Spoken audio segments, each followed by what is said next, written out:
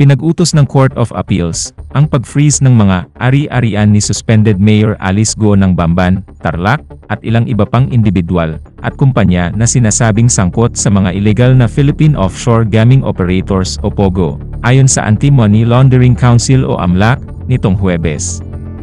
Ayon sa pahayag mula sa AMLAC, na ibinahagi ni Senator Sherwin Gatchalian sa mga mamamahayag, noong huling bahagi ng Huwebes, ang July 10 freeze order ay sumasaklaw sa malawak na hanay ng mga asset, kabilang ang 90 bank accounts sa 14 na financial institutions, ilang are real property, at high-value personal properties, tulad ng mga mamahaling sasakyan at helicopter.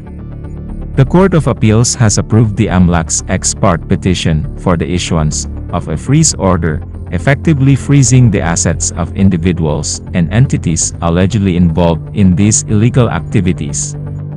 Wika ng AMLAC. This decisive action aims to prevent the dissipation of assets while the investigation and legal proceedings continue. Dagdag pa nila. Sinabi nito na naghain ito ng petisyon para sa freeze order noong July 8. Hindi ibinunyag ng AMLAC ang halaga ng mga bank account at asset na ordered frozen, kung saan ang mga opisyal ay hindi agad makontak para makakuha ng kanilang komento at iba pang detalye. Ibinunyag naman ni Senator Gatchalian na si suspended Mayor Go ay mayroong 36 na bank accounts sa ilalim ng kanyang personal na pangalan. For more daily dose of information, please follow the TFK Broadcasting Systems Incorporated Facebook page and YouTube channel. Thank you.